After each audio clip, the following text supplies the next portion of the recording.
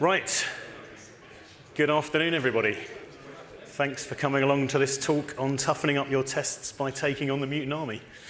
Great to see so many people here. It's really good. I hope you're all really keen on the idea. I'm not going to have to do too much persuading. So this is what I'm going to be talking about. Sorry, no, it's about me first. So I'm CTO at BrightGen. BrightGen are the people in the orange down here, if you're interested in the job. I'm Salesforce MVP, Hall of Famed this year. I've been working with Salesforce for 14 years, nearly 15, and 35 years experience in the industry, quite a lot of which has been spent trying to test code and trying to improve the quality of code.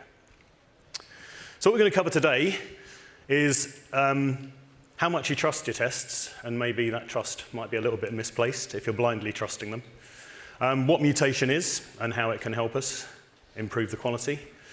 Mutation testing in practice, what it actually means, what it actually involves, and the kind of trade-offs. Anyone who knows me knows I love CLI plugins, and this is no different. There's a CLI plugin which can automate some of this for you. And then the key learnings, what, if anything, did I learn from mutation testing and taking on the Mutant army? So first off, let's talk about trusting your tests. So this is a lot of people's view of quality systems. Basically, I've got some production code which I wrote. I've again got some unit tests, which I also wrote, but apparently they're OK. My code can't be trusted, but my tests can. That's good. And that gives me a quality system. And I'm not entirely convinced of that. I think it's a good starting point, and I think it can mean that, but I don't think there's a guarantee that it means that. And that's taking the case when it's me doing it with a lot of experience, but you're also going to have different levels of experience. So you may need to make sure that your tests are appropriate. So if we go for a really simple example here, we've got a class called opportunity worker, and beloved of any sales team, you've got a method that you can call that pushes the close date out by a week, so you haven't got to close it when you thought you would, so phew, saved yourself a bit of time there. So I've got a test for that. There you go, test delaying 1 week, creates a test opportunity, 100,000, sets it to prospecting, instantiates the opportunity worker, executes the method. Let's check our tests, look at that. They all pass, 100% code coverage. We have a quality system. End of talk, marvelous. This might seem like a really stupid example, but there will be code like that in production all over the place. Sometimes unintentionally, because people thought that was good enough, coverage works. Sometimes, I haven't got enough time, I'm going to come back to it as technical debt, and then you forget all about it. So that was very contrived. Oops, I've gone the wrong way, I think there, haven't I? Ah, no, sorry, I'm back there. Right, so that's a really contrived example, really simple, but somebody comes along, even though it's delay 1 week, for whatever reason they say, well, actually, for my sales team, 10 days is better than 7 days. I'm not going to create my own method, I'm just going to change that to 10. If I run my tests again, absolutely fine. Tests don't care that it delays by more than 1 week, because they don't check anything. They just run. It doesn't fall over with the input that it's given, so quite happy. So at that point in time, your tests aren't really adding a huge amount of value. They show you that it doesn't fall over for one particular input, but that's about it. Let's go for a slightly improved example. Little tip for public speaking. When you name your classes, always be creative. Opportunity Worker 2 keeps the audience engaged. So this is a method that determines if an opportunity is big or not. No reason you would do this in Apex, obviously. But if it's over 250,000, it's a big opportunity. Otherwise, it's not a big opportunity. So we learned from our previous testing, we know we need to assert things. So we've got a test opportunity of 100,000, same one we had before. We create opportunity worker 2, instantiate that. We execute his big opportunity with that and check that it's false. 100,000 is not a big opportunity. Then we've got an amount of 300,000, switch it to that, check that it is a big opportunity. Brilliant. Run the tests again. We've got some green ticks all the way through, 100% test coverage. More importantly, we've got 2 asserts. We've got a positive assert and we've got a negative assert. So that's great. We've covered loads of stuff. Somebody comes and changes that to 275,000. What happens? Tests don't care. Tests don't care because I didn't do boundary testing. I did 100,000 and 300,000, which falls into those gaps, but I never checked that it ticks over between 250,000 and 250,001. So this code can still be changed as long as it's changed in a way that doesn't kind of overflow my test values. So it's still not really guaranteeing me very much. This is one of my favorite sayings of all time. I don't know how to pronounce it. but I say quis custodiet ipsos custodes, who will guard the guards themselves? Who will test the tests? How do you test your tests? Probably not much point in writing test code to test your tests, because you won't get that any better. You know, it's not like you suddenly become this brilliant developer as soon as you're working with unit tests and you weren't when you weren't working with unit tests. So the thing to remember is that when you change your code in a meaningful way, tests should fail because it's not doing what it was supposed to. Whether you're checking it was supposed to do that, but it should fall over. It will change the behavior in production, so ideally that would be flagged up in the unit tests. And this is where the mutants come in and help you. That's the mutant army, by the way. Terrifying, aren't they? OK, so that's how the kind of underlying problem that we're trying to solve. So let's have a look at what mutation testing actually is. So this has been around since the 70s, the concept. 1971, Richard Lipton produced a paper and suggested this mechanism. Oh, my numbering's got a bit odd. It's because I had to download it into PowerPoint when the network failed this morning. But it's fault-based testing, so you intentionally break your code. The idea is you're introducing bugs into your code and seeing if your tests notice, because they should. So the idea is you test your original class. That has to be green. All of your tests have to pass. Otherwise, you have no idea whether you've made it better or worse. You then create a mutant class. A mutant class identical to the original class with one change. It doesn't really matter what that change is. It just needs to be different. Then you run the tests again with the mutant class in the code base, and then you compare the test results. And this is an example of open box testing, because you need to know about the internals of your code to be able to determine if the mutant should cause tests to fail or not. So mutation testing is based on two hypotheses. The first one is the competent programmer. And what the competent programmer hypothesis says is that most programmers write competent code. They write decent code. They make small mistakes, but typically it's very close to being correct. And that really resonates with me. I rarely get something into production and then it turns out to have a fundamental flaw and is a complete failure. What happens is a small part of it doesn't work because I forgot that arrays start at 0 and I started at 1. I calculated some dates and I should have started at tomorrow and I started today. I've used greater than or equals rather than less than or equals, or I've got two really similarly named variables and I picked the wrong one. But generally speaking, they're all minor things. They're all oversights. If I had enough time and I was thorough enough, I probably wouldn't make that mistake. So that's hypothesis 1. Hypothesis 2 is coupling effects, and that says we don't really need to worry about the complex faults as long as we're finding the simple faults because they're coupled to each other. So if you fix simple faults, your complex faults will also be fixed because they're basically a compounding of those simple faults building on each other. And what that means in terms of mutation testing is tests that detect mutants, that detect that something has changed, will also detect real bugs because effectively you're simulating just simple mistakes. So that's the concept behind it. So here's, formatting's gone slightly odd as well. So here's the mutation testing. If we take the example that I gave where the big opportunity, my original opportunity amount's greater than 250,000. I run my tests. Then I've got the mutant code, which is changed to 275,000. So what happens when I run my tests? If the mutant is killed, that's great. We detected it. Changing the code broke the test. So the tests, whatever change I made, the tests are exercising that, covering that, and checking that it behaves as it should do. It behaves as expected. If the mutant survives, it may mean that it's not covered by the tests, or it may mean it's a mutation, but it's an equivalent mutation. It's not actually different in any meaningful way. So let's explain what we mean by that.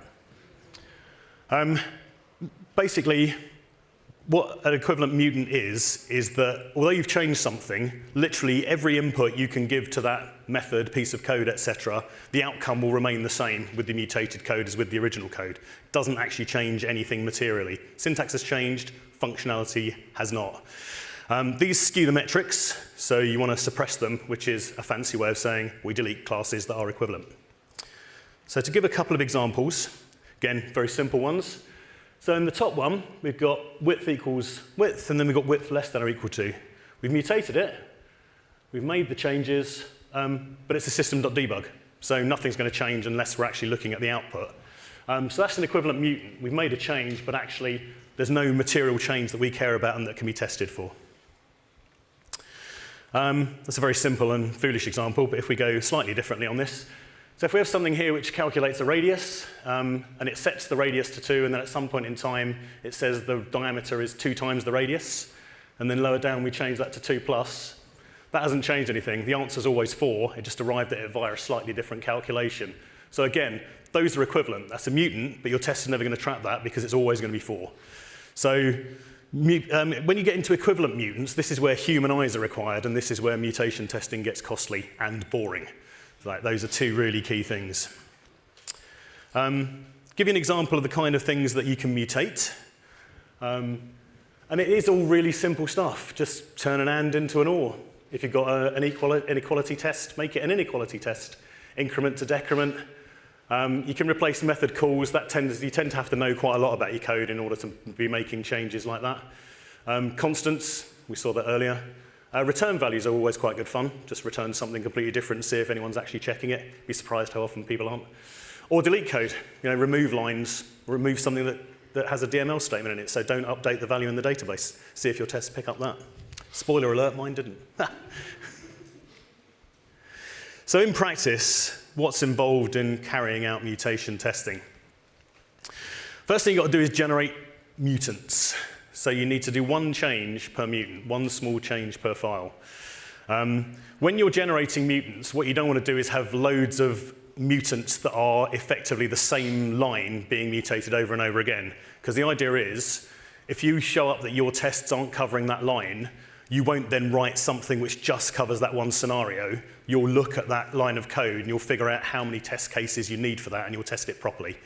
So you don't want to, they can't get any deader, you don't need to keep killing them. You really want to limit the mutations of a single class, otherwise you'll never get to the end. If you do, potentially there's an unlimited number of mutations that you can make to a single class. So yeah, you need to give yourself some control over that, otherwise you'll never get to the end of it. And if you've got a large test suite, then it's going to mean that you can handle fewer mutants. And the reason for that is because you've got Salesforce limits to contend with. I'm sure everyone knows the limit for the maximum number of test classes executed per 24-hour period. Anyone care to shout that out? So 500, or in the developer edition, 20 times the number of test cases. So if you've got 100 mutants, if you've got 100 mutants, you're not going to be able to get through those before you breach that limit. So you have to, anything other than a really, really simplistic code base, you are going to have to think about targeting specific classes rather than targeting the whole thing. And there's things you can do around setting up parallel scratch orgs and things like that to do that.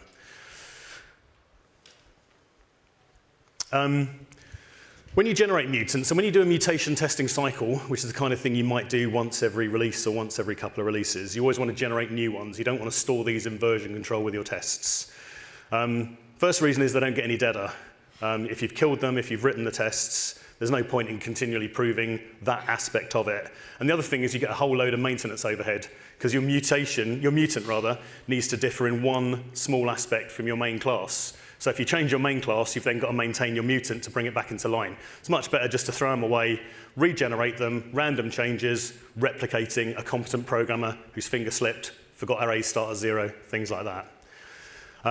This does give you a chance of regenerating the same mutants each time.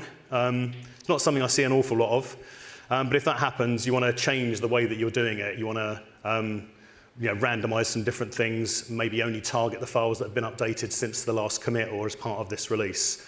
It's not something you can just kind of automate, leave it running and forget about it. There's a bit more to it than that. It does need some nurturing. Executing mutants. So this is where it starts to get computationally expensive, which is a phrase we developers use for melting machines, melting CPUs, because you work in them so hard. So for each mutant, you need an org. You can have the code deployed to a scratch org. You can have it all there and just change something and deploy that one thing, or you can deploy it all from scratch, doesn't really matter. But for each mutant, you need to copy the new class in, you need to deploy that mutant, you run the entire test suite, and then you restore the original code so you don't inadvertently commit the mutant back to version control. And it's running the entire test suite is where the cost comes in. But unless you've got a really well thought out and really well set up set of tests, you probably don't know exactly how many test cases are going to hit that particular line of code. Once you've executed, you then evaluate the results, and then you fix things, and then you do it again. but you have to execute every mutant every time in order to confirm that the change that you've made to the tests that now covers that doesn't actually show up some other problem that you need to do something else with. Sometimes mutating code, especially if you're doing it in an automated fashion, will break it. It means it can't be compiled, can't be deployed. That's a dead mutant to me. It's not a weakness of any tests. Your tests aren't there to cover code that cannot be deployed because they have no chance of testing that. You'd hope your developer would spot this and not commit it to version control and release it to production, which they won't be able to do. And if you've got continuous integration, that will trap that. But that is absolutely fine. You know, if it's so broken that it won't deploy, just delete it. It's not adding any value. Then we get to counting the bodies. So how many of our mutants survived and how many of our mutants died? And this is the metric that you can monitor, and you can see if your tests, your code base is improving over time. And it literally is as simple as killed mutants over total mutants times 100. So if you get a score of 100, that probably means that your tests aren't actually running and you're getting an error back from the Salesforce CLI as a rule. That's what it typically means for me. But high score will typically mean that that's a mature code base with a really good set of unit tests. And a low score will mean you've mainly focused on coverage because you need to get something live. Generally speaking, you're not surprised by your mutation score. It's as expected based on the amount of effort and the amount of governance that went into that. You know, and we don't live in a perfect world, so sometimes you do have to get things live in a bit of a scramble. Nothing wrong with that per se, but this is where you want to go back and do mutation testing to see, actually, can I do a better job of this? So evaluating the results is the really expensive bit. This is known as the human oracle problem, that you need a human to look at it and say, yes, this is not an equivalent, this is a genuine case that should be resolved, and also you need someone to go and fix it. So you've got to manually check everything, you suppress your equivalents, recalculate your mutation score. There's quite a lot involved in that. It's quite tedious work, it's quite detailed work, it's quite dull work. And you have to fix the tests, you have to write a load of new tests to kill the survivors next time around. I don't know who's familiar with this concept of bore out. It's like burnout, but it's boredom that's done it to you rather than being overworked. So this kind of thing, if you give developers nothing but fixing tests that have been uncovered by mutation testing, those developers won't be with you very long. So if you do it, you want to get the whole development team involved, everybody takes a couple. But the great thing is, it's not like you have to try and hit 100. As long as you improve, just improve 1%, you do that every time, before too long, you're talking about real numbers. So mutation testing is really well suited to automation. And the key thing is that something has to change. So what you change really doesn't matter as long as something is different. And that absolutely is true. You know, you think you should be poring over it and identifying the weak spots and mutating that. Doesn't help at all. What you want is simple mistakes. Just simple mistakes cause things to fall over, and the coupling effect is real. You know, real bugs are uncovered. And it's also suited to automation because there's repeated deploy, test, moving files around. Computers are much better at that than humans. So I first looked at this back in the days, I think, of the Force.com CLI, before the Salesforce CLI and Salesforce DX and all that. So it predated Scratch orgs. And it just wasn't achievable. There's so much effort in trying to manage an environment, even with sandboxes or developer editions, in such a way that you could easily kind of reset things, redeploy code, etc. Whereas now we've got the Salesforce DX and the Salesforce CLI. You can spin up a new Scratch org for each cycle. You copy a file around, source tracking detects that change. You don't have to build manifest files. You don't have to worry about the deployment in that way. It's easy to reverse afterwards, just copy it back again. And the CLI can push that source, run those tests, and pull it all back again. So automation really makes this achievable. It doesn't make it easy, but it makes it more achievable than it has been in the past. So the BB, the Bob Buzz of mutation, again, naming things key. So this is my plugin that I've created. And it has two commands. One is generate. This is what you run at the start of a cycle of mutation testing. It's configurable, so you can tell it to target specific files. You can limit the number of mutants per files. If you've, for whatever reason, got 3,000 line classes, we all know we shouldn't, but occasionally they creep in there, sometimes from other people, sometimes from ourselves. you can just say, okay, I'm just going to focus on that for this cycle of mutation testing. There's so much in there we need to cover. Just do that one file. Don't think about anything else. It can limit the number of mutants to be generated per file because there's no point in getting 1,000 because you'll never be able to run them all. You'll never be able to test them all. And then things like, if you're going to replace strings or numbers, it's quite hard to do that in a truly random fashion. So you need to give it a clue and say, in the example I gave earlier, find the value 250,000 and replace that with something else. Again, you don't tell it what to replace it with because it doesn't really matter as long as you change it.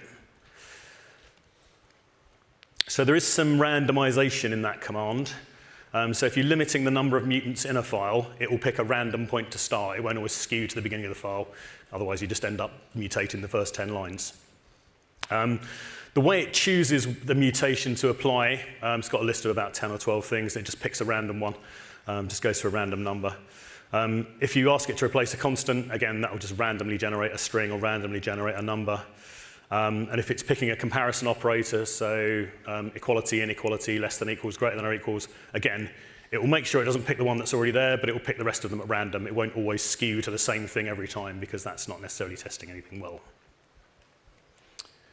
And then there's execute, and this is where it does a lot of the heavy lifting. This is macOS only, I'm afraid, because I couldn't get the spawning of commands working correctly on Windows.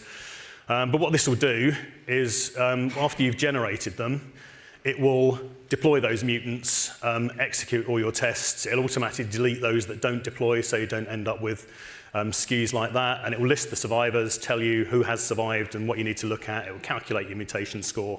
You just rerun that every time you fix the tests and make sure your mutation score is increasing.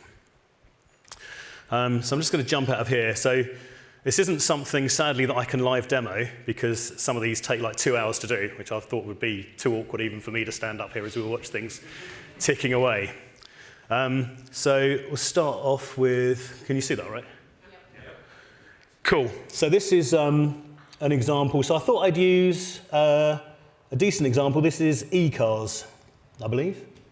Yeah, this is eCars, so the Salesforce example demo for Lightning Web Components, I think.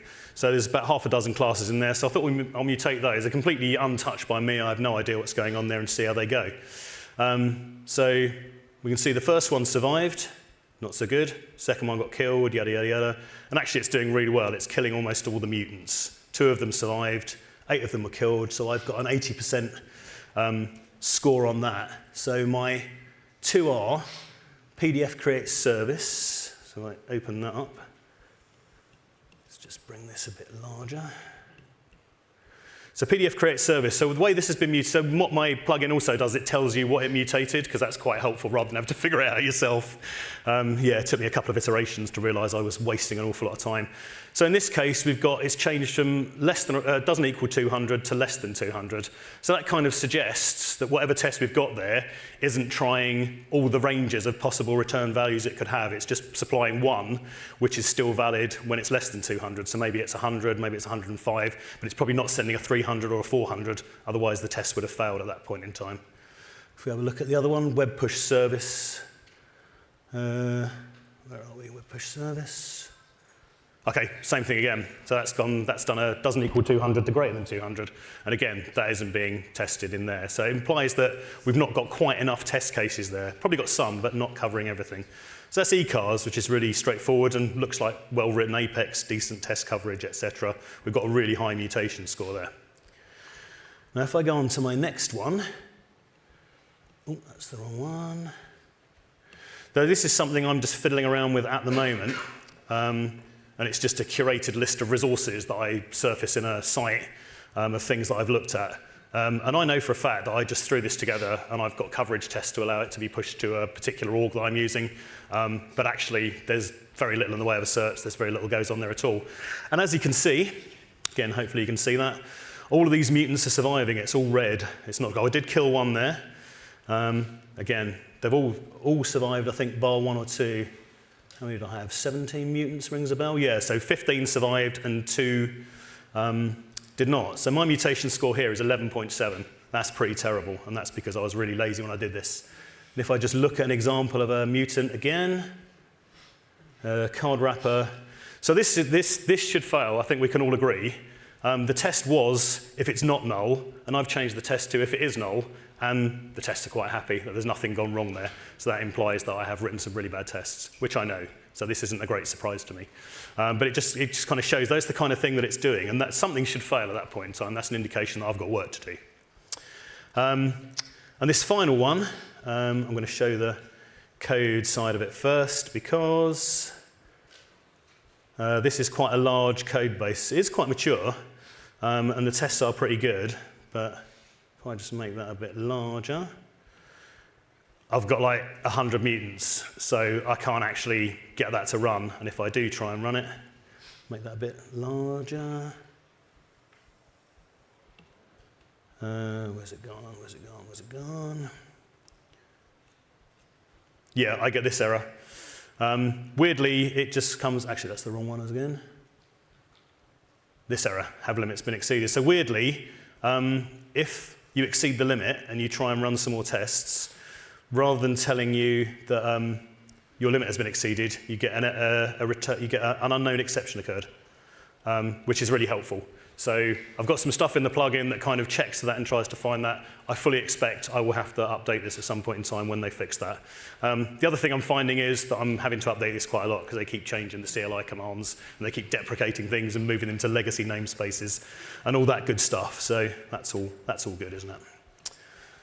So let's resume where we were. Cool. So what are my key learnings? Key learning number one is allow sufficient time. This is days and weeks. This isn't just an hour or two to run some tests and to find the things and to fix it. If you've got a very good code base and a very good set of tests, a very well-organized set of tests, it might be hours. Most of the time now you are looking at days and weeks. You don't have to do it all. You don't have to, an elephant is eating a bite at a time, and that's the easier way to do it. This definitely rewards people who've gone for functional decomposition and smaller files because you get fewer mutants. You don't have loads of different mutations for a single file. There are fewer of them. And as I said, your mutation scores won't surprise you at all. If you've put in lots of effort into your tests, you'll have a high score because you've got good coverage. If all you've focused on is getting 75% coverage and get it live, you'll have a low score, and you should be ashamed of yourselves. Don't do mutation testing partway through your development cycle because you'll have a load of mutants that would be killed because everyone hasn't finished writing all their tests yet and it hasn't been through regular testing. So this is something that comes at the end when you're happy that you've been through your regular software development life cycle. This is an additional thing to see what is the quality of our test suite. Is that better? The next point on here really surprised me. So the first time I was playing around with this, I spent ages carefully crafting my mutants because I was always looking to be clever. It wasn't simple problems I was looking for. I was trying to, if I do this, if I break this bit, that'll have really huge ramifications. And when I ran the automatically generated ones, they performed as well or better because they just didn't care what they hit, they just changed things. You just need kind of a mad toddler jumping around, smashing things up, and just see what's left at the end. Constants, I thought constants were going to be really useful, but my tests typically refer to the real class's constants rather than having their own copy of it.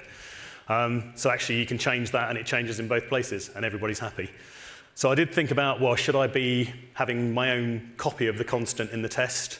And that then started to realize that what I'm doing is I'm changing my code in order to make this test mechanism effective, which is a really bad idea. If that doesn't work, then just move to something else. And the final one, removing DML didn't break tests. Yeah, so that was quite a surprise. It's particularly with Lightning Web Component controllers. When I'm testing those, I test the return value. I don't go into the database as a rule and check that what I was trying to do because I'm very focused on the front end and did it fall over and should I display an error. So I would say create this record, I wouldn't insert it. Tests are absolutely fine with that. We don't need no records. As long as we don't get an error, that's all that matters. And there is a technique which has relatively recently been introduced into this called extreme mutation testing. Like developers love big words, big brave words like extreme. And what that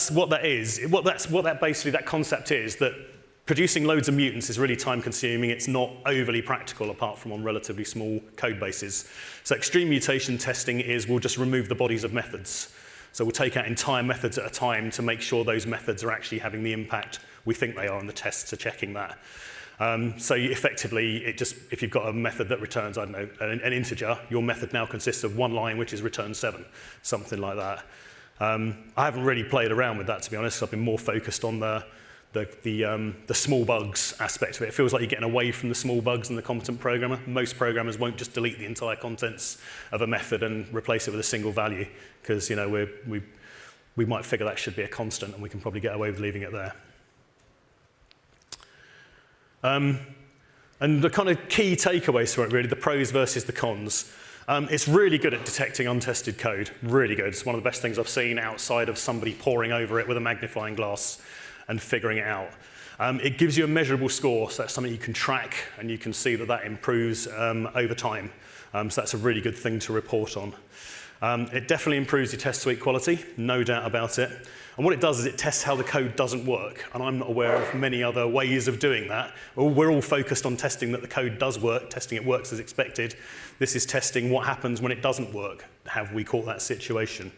Cons, enormous amount of potential mutants, especially when you've got a limit of 500 or 20 times your test classes.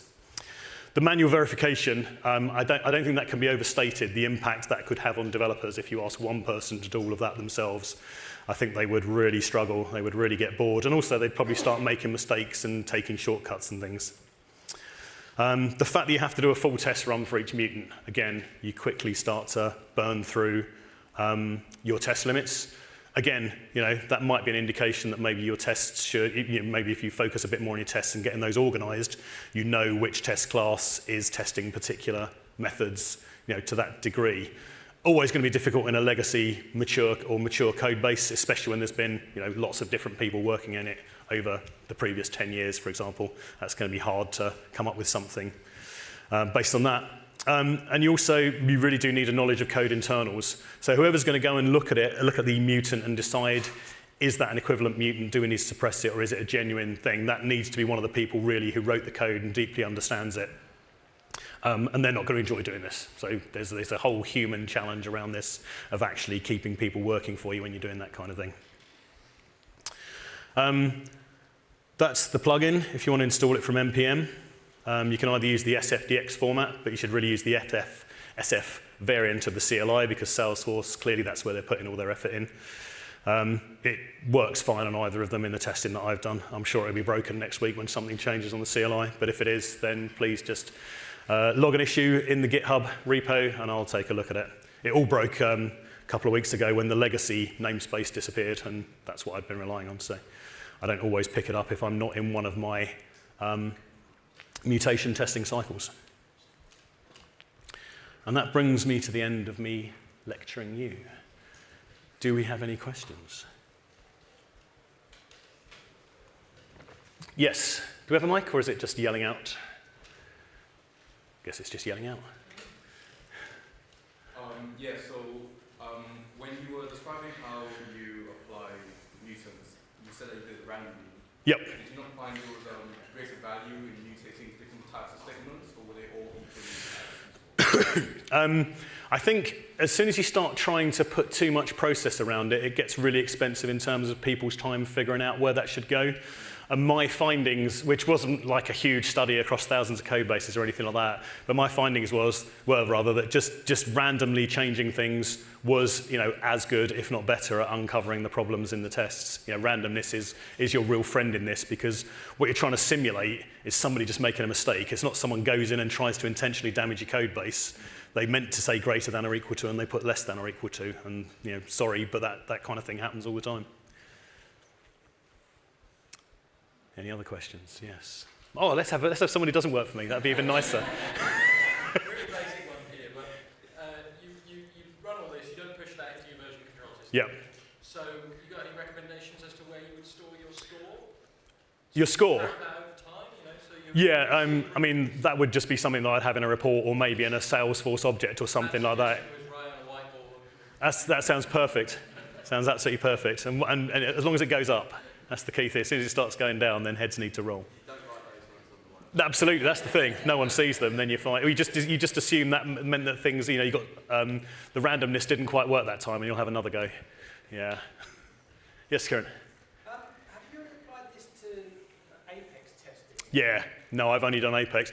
So the background, there's a real mature set of tools for this in Python. But there doesn't appear to be many mature tools for anything else for some reason. I don't know why that is.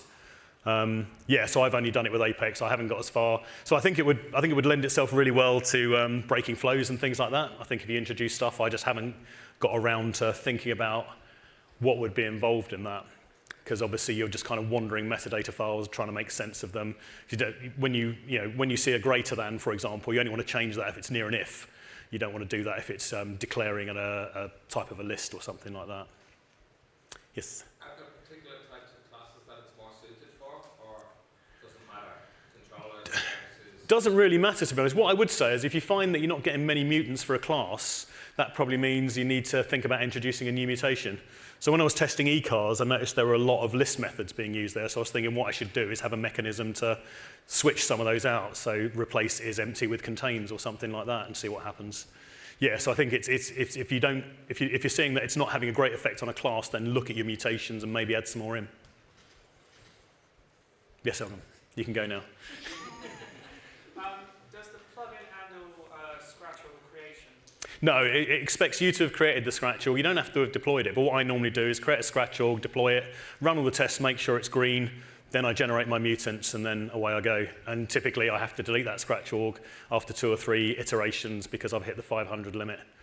And there are other things, so one of the things I've played around with, I haven't put it into the plugin because it just makes it a bit too complicated at the moment, but was like spinning up 5 parallel scratch orgs and doing like a class in each one so you can get the speed gains on that. But realistically, that's not where the time goes. The time goes in some poor person having to look at the code and figure out what this mutant means and should our tests be catching it and why haven't they? Yes? I can see how this could be really useful for looking at legacy code base or when you're seeing a code base for the first time to see how confident you are. But for new code, would you maybe change your approach, how you write the code? Maybe the DML example is a good one. Maybe mock the DML so that you wouldn't have to write the user test because your unit test will actually. Again, I think that just comes down to the analysis of kind of how that works for you and what your standards are, really. I don't think there's any, with this stuff, I don't think there's any real hard and fast rule, just because the fact that the tests break doesn't mean you necessarily have to fix the test in that way. It may be, as you say, you think, well, that's because my tests aren't testy enough. They need to be mocking more out. They need to have more simulation. So that might be a way of changing that. It just depends on how you look at it, really, I would say. Yes?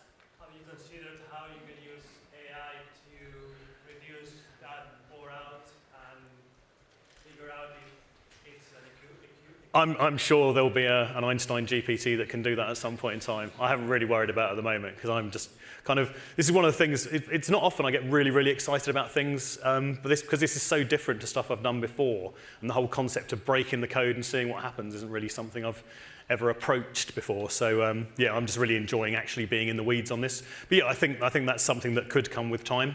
I guess you'd need some interesting training data, I guess, to allow it to know what constitutes a mutant. I guess it can probably do the should it be suppressed or not, maybe.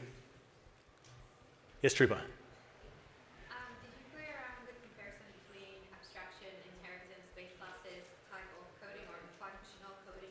Not really, no. I just picked some code bases at random that I knew I'd put lots of effort in versus no effort to see what happened. Yeah, and again, the thing I would say with mutation testing is don't overthink it. Just like dive in and start smashing stuff up and see what happens afterwards, see what's left. And it's surprising how much you'll gain from that. Once you get past that first kind of, burn it all down, put it back together, once you get past that, you can probably get a bit smarter about it. But you can get so much benefit just from like running over at the steamroller. I'd really recommend it. Oh, one more, go on then. I noticed that your mutants had numbers at the end of Yeah. illustrating which one's which. Is that something you add after it's run, and so they initially have the original class? No, it's when I generate them. So if I just go back to eCars and run.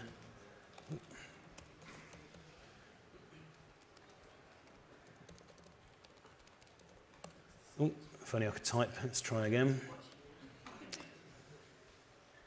So that's generated 17 mutants again.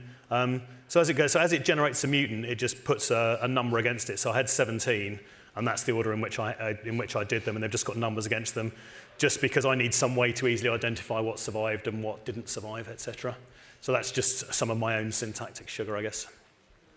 So when it's deployed, it's still technically the same? When I copy it, I overwrite the class with the CLS, but I don't then copy that back anywhere. I just replace it with the original. I just do like a git checkout effectively and just put the old version back. I do something different. But yeah, that's just for kind of reporting and looking at them. They go with their correct names to allow them to deploy and overwrite the original code. Cool, I think we're at the end of time anyway. So thanks very much. Have a good rest of the day. Hi, I'm Anthony from Deselect. And what is Deselect as a platform? It is essentially a way to enable marketers that use the Salesforce Marketing Cloud to get more out of their data. Deselect serves both non-technical marketers, for instance those who do not know how to write SQL queries, as well as technical marketers who are very well versed in the platform but who are looking for ways to be more efficient or who just want to enable their less technical colleagues. Deselect is an official Salesforce Marketing Cloud partner that offers the leading marketing data enablement platform on AppExchange. Fortune 500 leaders and mid-sized businesses leverage Deselect's intuitive solutions to help marketing teams create more powerful, segmented audiences, control marketing communication frequency, and achieve faster Marketing Cloud ROI without code or technical dependencies.